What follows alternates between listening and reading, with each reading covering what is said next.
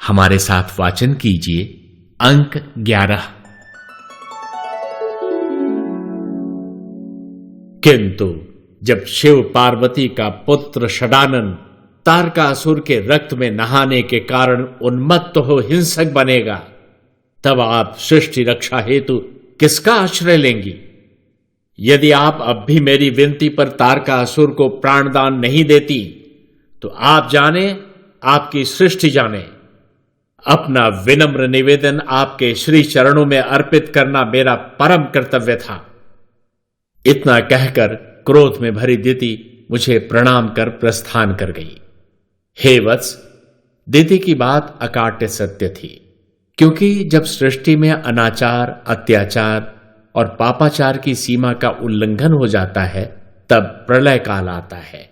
और प्रलय काल में सृष्टि के सारे जीव, पद पदार्थ एवं शक्तियां अपना अस्तित्व खोकर मुझ परम शक्ति में समाहित हो जाती हैं। प्रलय काल की समाप्ति के पश्चात जब मैं अपना सृजनात्मक परिकल्पना को उजागर कर पुनः सारे प्राणियों एवं पद पदार्थों में अपनी शक्ति संचेतना का संचार करती हूं, तो वे सब अपने विगत जन्मों के कर्मों का विस्मरण कर नए सिरे से अपना जीवन प्रारंभ करते हैं। उसी प्रकार जब पृथ्वी पर संक्रमण काल का आरंभ होता है और मानव के दुष्कर्मों के कारण पृथ्वी पर पापाचार, अनाचार, अत्याचार एवं अहंकार विकराल रूप धारण कर पृथ्वी को नर्क बनाकर डुबोने लगता है, तब मेरी कोई न कोई लीला अवतरित हो सारे दुर्गुणों से पृथ्वी का उद्धार करते हुए उस पर सत्य, धर्म, न्याय, शांति और संतुलन स्थापित कर उसे आधार प्रदान करती है। आज मैं तुम्हें उसका विवरण बताती हूं। हे वत्स, एक समय सृष्टि में पापाचार, अनाचार, अत्याचार और अहंकार ने अपनी सारी मर्यादाओं का उल्लंघन कर डाला था, जिसके कारण सृष्टि के सारे पद पदार्थ एवं प्राणी अपने सहज स्वभाव को त्याग कर विपरीत आचरण करने लगे थे। मैं तो सृष्टि की सृष्टा हूं। सृष्टि को बचाना मेरा परम धर्म है। अतः सृष्टि के समस्त अवगुणों को जल में डुबोकर नष्ट करने के लिए मैंने जल प्रलय का आह्वान किया। जल प्रलय के कारण पृथ्वी के लगभग समस्त भूभाग जलमग्न हो गए।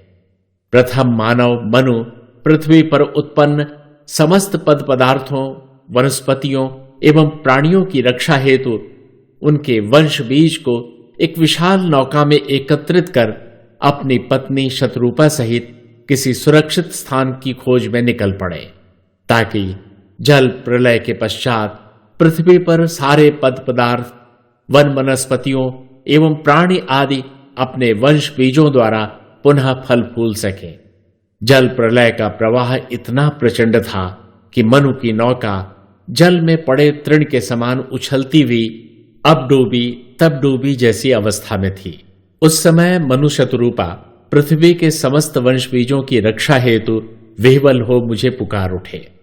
तत्क्षण ही मेरी लीला के महत्वपूर्ण घटक महाविष्णु ने एक परम विशालकाय मत्स्य का रूप धारण कर समस्त पद पदार्थों, वनस्पतियों एवं प्राणियों आदि से युक्त प्रथम मानव मनु की नौका को अपनी पीठ का आधार प्रदान कर उसे सुरक्षित स्थान पर पहुंचा दिया।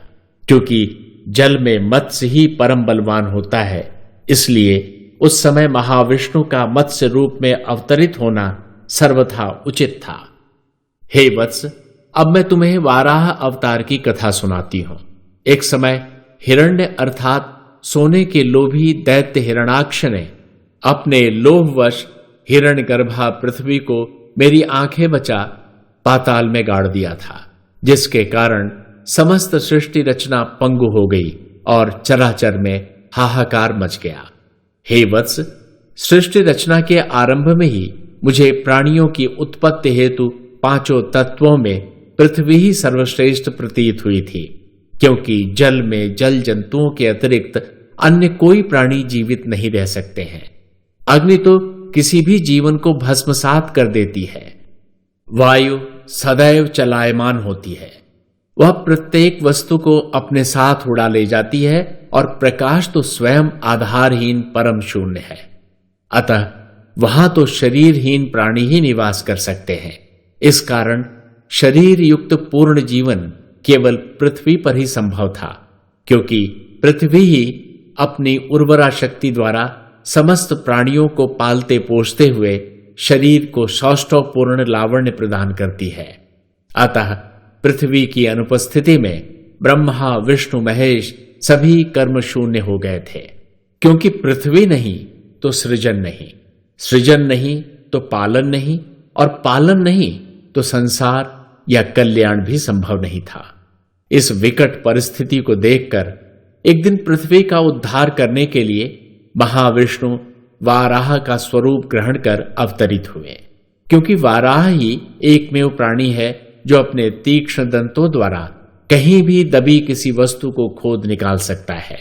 इसके अतिरिक्त महाविष्णु के वाराह रूप में अवतरित होने का एक अन्य महत्वपूर्ण कारण यह भी था कि दैत्य हिरण्याक्ष ने अपने घोर तप द्वारा ब्रह्मदेव से एक विलक्षण वरदान प्राप्त कर रखा था कि वह देव दानव मानव या किसी भी अस्त्र शस्त्र से मारा ना जा सके। इसी कारण वाराह रूपी महाविष्णु ने ब्रह्मदेव के वरदान की मर्यादा अक्षुण्ण रखते हुए अपने तीक्ष्ण दंतों द्वारा हिरण्याक्ष का संहार किया था और पृथ्वी पुनः यथास्थान स्थापित हो पाई थी। यदि उस समय महाविष्णु वाराह अवतार में अवतरित नहीं होते तो यह दोनों कार्य असंभव ही थे। हे वत्स, संकट तो संकट है, वह कहीं भी कभी भी किसी भी रूप में प्रकट हो सकता है। यहां तक कि स्वर्ग भी संकट से अछूता नहीं है। एक बार स्वर्ग में यह संकट परम क्रोधी मुनि दुर्वासा के शाप के रूप में प्रकट हुआ। एक समय मुनि दुर्वासा स्वर्ग भ्रमण की अभिलाषावश स्वर्ग पधारे। धर्मपरायण देवेंद्र द्वारा सुचारू रूप से संचालित स्वर्ग की सुव्यवस्था के कारण वहां व्याप्त सुख संतोष एवं वैभव संपन्नता आदि देखकर मुनि दुर्वासा देवेंद्र पर परम प्रसन्न हुए। संयोगवश उसी समय पर ऐरावत आरूढ़ इंद्र का मुनि दुर्वासा से साक्षात्कार हो गया। महामुनि को अपने समक्ष पाकर इंद्र ने ऐरावत से नीचे उतरकर बड़ी ही श्रद्धा भक्ति से मुनि के चरणों में प्रणाम किया। मुनि दुर्वासा तो इंद्र पर पहले ही अति प्रसन्न थे। उस पर इंद्र की अपने प्रति यह श्रद्धा भक्ति देखकर तो वे गदगद हो उठे और उन्होंने अपने कंठ में धारण की हुई अलौकिक पुष्पों की एक माला आशीर्वाद के रूप में इंद्र को प्रदान कर दी। हे वत्स, इसे संयोग कहो या इंद्र का मति भ्रम, उसने मुनि से वह माला आदर पूर्वक ग्रहण तो की, किंतु स्वयं अपने कंठ में धारण करने के स्थान पर उसने वह माला ऐरावत के गले में डाल दी। तभी न जाने किस दुष्प्रेरणा से प्रेरित होकर ऐरावत ने उस माला को तत्क्षण अपने गले से उतारकर भूमि पर पटक अपने पैरों तले रौंद डाला। परम क्रोधी मुनि दुर्वासा ने अपने नेत्रों के समक्ष अपने उपहार का अपमान देख अत्यंत कुपित हो इंद्र को शाप दिया। रे देवेंद्र, तूने अपने साम्राज्य के जिस श्री वैभव के अहंकार में मेरे उपहार का तिरस्कार करने की धृष्टता की है, तेरा वही वैभव एवं श्री समुद्र के गर्भ में समा जाए और तू स्वर्ग से वंचित पर्वत कंदराओं में जीवन यापन को बाध्य हो। मुनि दुर्वासा का शाप असत्य कैसे हो सकता था। कुछ ही काल पश्चात इंद्र दैत्यराज बलि से पराजित हो समस्त श्री वैभव से विहीन सारे देवताओं सहित पर्वत कंदराओं में छुपकर जीवन यापन करने को विवश हुआ। एक दिन अपनी इस दुर्दशा से अत्यंत दुखी इंद्र ने समस्त देवताओं सहित जब महाविष्णु की शरण में पहुंचकर अपनी इस दीन दशा से उद्धार की प्रार्थना की, तब महाविष्णु ने इंद्र को परामर्श दिया कि वह दैत्यों से समझौता करके समुद्र मंथन का उपक्रम करे, ताकि दुर्वासा के शापवश समुद्र के गर्भ में डूबे 14 अलभ्य रत्न पुनः प्राप्त हो सकें और समस्त देवता समुद्र मंथन से प्राप्त श्री को धारण कर युद्ध में दानवों को पराजित करते हुए पुनः स्वर्ग आधिपत्य ग्रहण कर सकें। महाविष्णु के परामर्श पर इंद्र ने दैत्यों के सहयोग से समुद्र मंथन का उपक्रम किया, किंतु जब मथनी के रूप में प्रयुक्त मंदराचल पर्वत अपने भार के कारण समुद्र के गर्भ में डूबने लगा, तब महाविष्णु ने एक विशालकाय कच्छप का अवतार ग्रहण कर उसे अपने पीठ का आधार प्रदान किया। हे वत्स, संसार में कच्छप ही ऐसा प्राणी है जिसकी पीठ इतनी कठोर होती है कि जो सुमेरु पर्वत के घर्षण को सहज ही सहन कर उसे आधार दे सकती है। इसीलिए महाविष्णु ने कच्छप अवतार में अवतरित हो मथानी के रूप में प्रयुक्त मंदराचल के अकूत भार को अपनी पीठ पर धारण कर समुद्र मंथन संभव बनाया, ताकि समुद्र मंथन द्वारा प्राप्त अमृत पान कर इंद्र सहित समस्त देवता अजर अमर बन युद्ध में दानवों को पराजित करते हुए पुनः स्वर्गाधिपति बन सकें और उन्हें पुनः अपना श्री वैभव प्राप्त हो जाए। इस भांति महाविष्णु का कच्छप स्वरूप ही देवताओं का ऋणदाता सिद्ध हुआ। हे वत्स, देव दानव एवं मानव सदैव स्वयं को श्रेष्ठ समझने के स्वभाववश बहुधा दूसरों को अपने से छोटा मानते हैं। यह एक कटु सत्य है, और यदि कहीं किसी का आकार मात्र 52 अंगुल का हो तो उसकी लघु काया के कारण उसे नगण्य मानने की भूल कर बैठते हैं। संपूर्ण त्रिलोक पर अपनी सत्ता स्थापित करने वाले प्रचंड बलवान, अनन्य तपस्वी, परम धर्मावलंबी और उद्भट दानवीर दैत्यराज बलि ने भी एक दिन यही भूल कर डाली थी। यूं तो दैत्यराज बलि अपनी अखंड तपस्या, असंख्य यज्ञ, हवन आदि एवं अद्वितीय दानवीरता के कारण संपूर्ण त्रिलोक में परम धर्मात्मा के रूप में सुविख्यात था, किंतु इंद्रादि देवताओं को परास्त कर स्वर्ग पर अपनी सत्ता स्थापित करने के उपरांत उसके हृदय में सत्ता एवं बल का मिथ्या अहंकार उत्पन्न हो गया था। उसके अहंकार के कारण मैं उसे कभी का समाप्त कर देती, क्योंकि अहंकार ही मेरा भोजन है, और आज तक कोई भी अहंकारी मेरे कोप से सुरक्षित नहीं बच पाया है। किंतु बलि के सूर्य से भी प्रचंड धर्म तेज के समक्ष उसके मिथ्या अभिमान का दुर्गुण मुझे नगण्य प्रतीत होता था, इसलिए मैं उसे समाप्त नहीं करना चाहती थी। अतः उसके झूठे दंभ को भंग करने एवं इंद्रादि देवताओं को पुनः स्वर्गाधिपति बनाने के उद्देश्य से एक समय मेरी प्रेरणा द्वारा महाविष्णु ने 52 अंगुल का स्वरूप ग्रहण कर बलि से मात्र 3 पग धरती की याचना की। दैत्यगुरु शुक्राचार्य ने वामन अवतारधारी महाविष्णु को पहचान कर बलि को दान देने से वर्जित किया, किंतु वाह रे महादानी बलि, अपने गुरु द्वारा इस तथ्य से अवगत होकर भी कि यह वामन साक्षात महाविष्णु है, उसने शुक्राचार्य से कहा, हे गुरुवर, आज तक कोई भी याचक मेरे द्वार से दान से वंचित होकर नहीं लौटा है। हो सकता है यह महाविष्णु ही हो, परंतु यह वामन अपने नन्हे नन्हे पगों में भला कितनी धरती माप सकता है। मैं तो त्रिलोकपति हूं। यह कहकर उसने वामन वटुक को 3 पग धरती दान करने का संकल्प ठान लिया। बलि की आज्ञा पर देखते ही देखते महाविष्णु ने विराट रूप धारण कर एक पग में धरती, दूसरे में स्वर्ग नापने के पश्चात बलि से पूछा, हे दानवीर बलि, अब मैं अपना तृतीय पग कहां रखूं?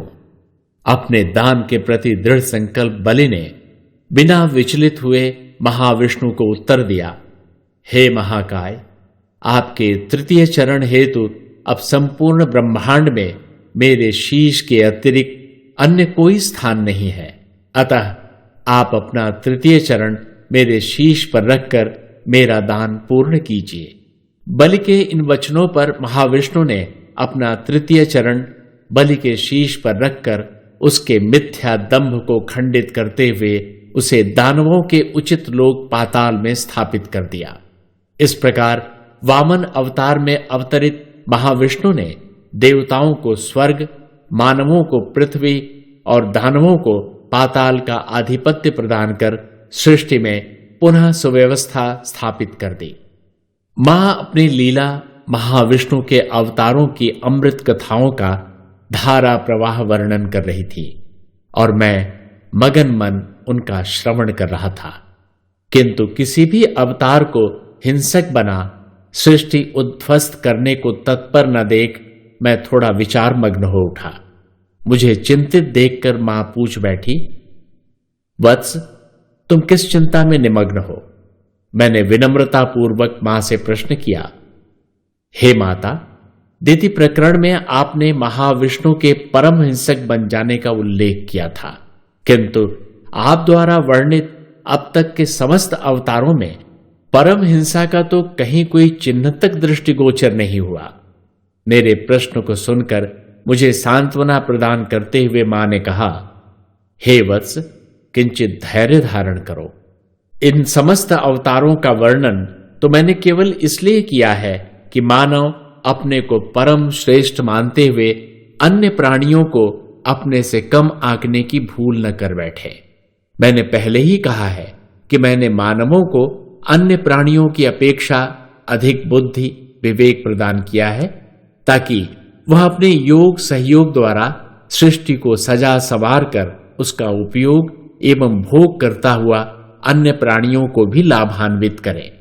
यह ध्रुव सत्य है कि अपने अपने स्थान पर सृष्टि का प्रत्येक जीव एवं पद पदार्थ अनमोल है। मीन, जिसे मानव एक असहाय जलचर मानकर हे दृष्टि से देखता है, उसी मीन का स्वरूप ग्रहण कर विष्णु ने समस्त पद पदार्थों एवं मानव सहित समस्त प्राणियों के वंश बीजों की रक्षा करके पृथ्वी की संपूर्ण संस्कृति को बचाया था। जिस वाराह को अशुद्ध एवं गलिच्छ पदार्थों का भक्षण करने के कारण मानव स्पर्श तक करने से घृणा करता है, उसी वाराह का रूप धारण कर महाविष्णु ने पृथ्वी को हिरण्याक्ष जैसे पापी के चंगुल से मुक्त करवा उसे यथास्थान स्थापित करते हुए सृष्टि पर उपकार किया था। आज भी वाराह पृथ्वी पर मानवों द्वारा विसर्जित मलमूत्र का भक्षण कर पर्यावरण को संतुलन एवं स्वच्छता प्रदान करते हुए सृष्टि सेवा में रत है।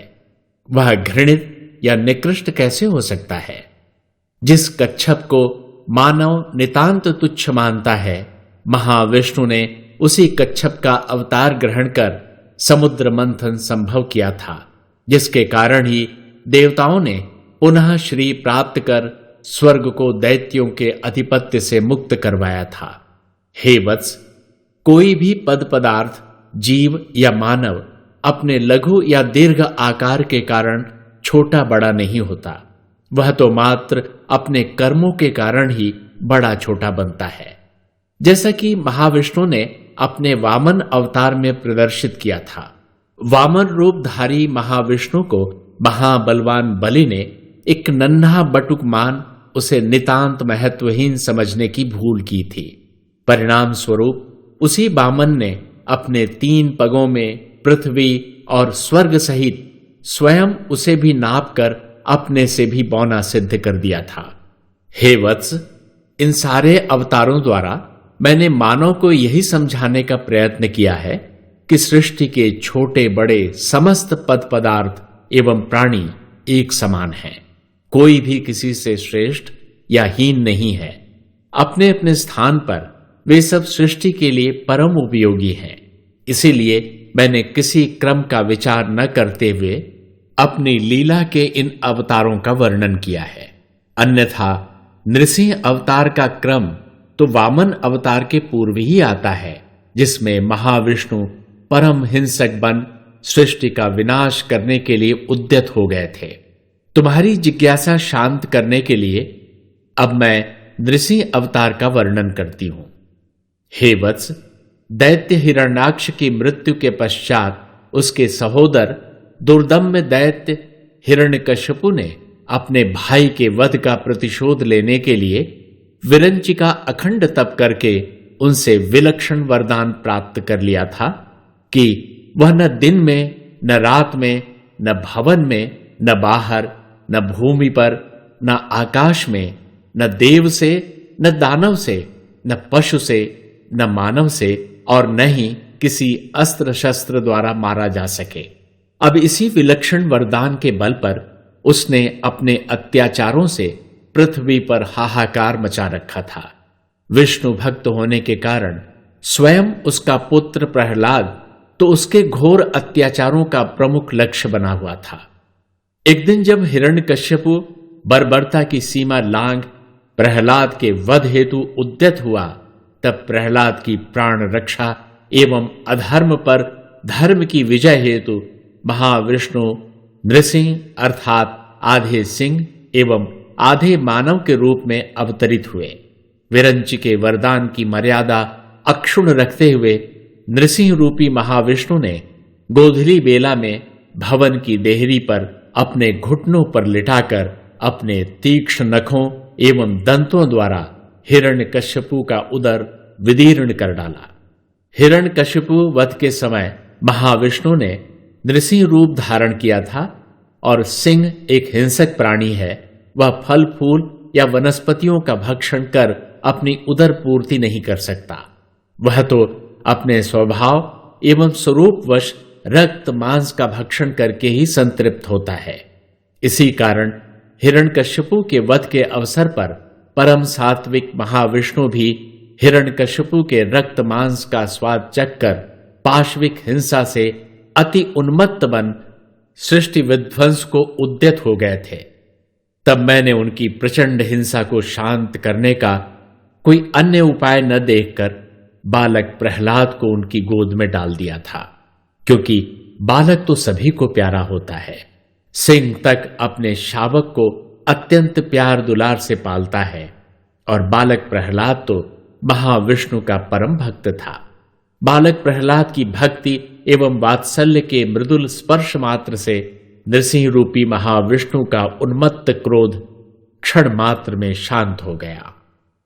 मां के मुखार बिंद से नृसिंह अवतार का कथामृत कब समाप्त हुआ, मुझे इसका ज्ञान ही नहीं हो सका, क्योंकि मैं तो मां का आख्यान सुनते सुनते नृसिंह रूपी महाविष्णु द्वारा चूम चाट कर नाना प्रकार से बालक प्रहलाद पर अपना वात्सल्य लुटाती उनकी मनोरम झांकी के दर्शन में निमग्न था, जहां दसों दिशाएं भगवान नृसिंह के जयघोष से गुंजायमान थी।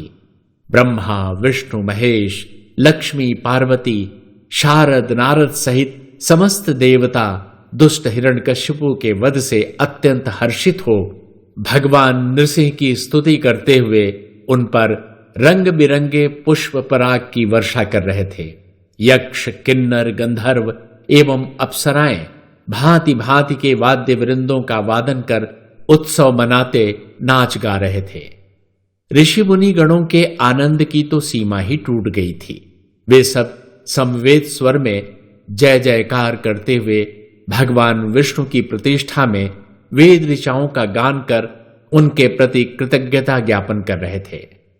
धरा का समस्त जनमानस आनंद और उल्लास में विभोर हो एक दूसरे को अबीर गुलाल एवं विभिन्न रंगों में सराबोर करते हुए होलिकोत्सव मना रहा था। इस पावन बेला की मधुरिम छटा निहार भला गगन भी कहां चूकने वाला था। उसने भी क्षितिज के छोर से दूसरे छोर तक सप्तरंगी इंद्रधनुषों का वितान तान अंतरिक्ष को मनोहारी रंगों से रंग दिया था।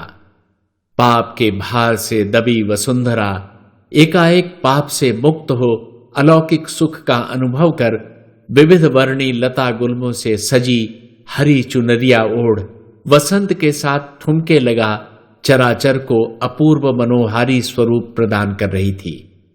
मैं इन्हीं छटाओं का मधु से भी मीठा मधुरिम रस पान करता कल्पनातीत सुख का वैभव बटोर रहा था। तभी अचानक मां ने अपने दोनों वरद हस्त मेरे शीश पर फेर मेरी तंद्रा को झकोरते हुए पूछा, कहां खो गए वत्स? मां के प्रश्न पर मैंने अत्यंत विनम्रता पूर्वक कहा, हे माता, मुझे क्षमा करें। आपके श्रीमुख से नृसिंह द्वारा बालक प्रहलाद को वात्सल्य प्रदान करने का वर्णन सुन मेरा मन उसी मनोरम दृश्यावली को निहार कर गदगद हो रहा था। अपनी लीला के प्रति मुझ में अनुराग देखकर मां के अधरों पर एक वात्सल्यपूर्ण स्मृति थिरक उठी।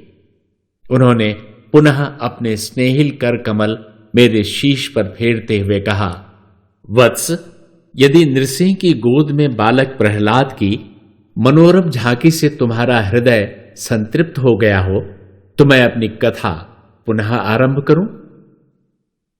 अब आगे की कथा सुनिए अगले अंक में।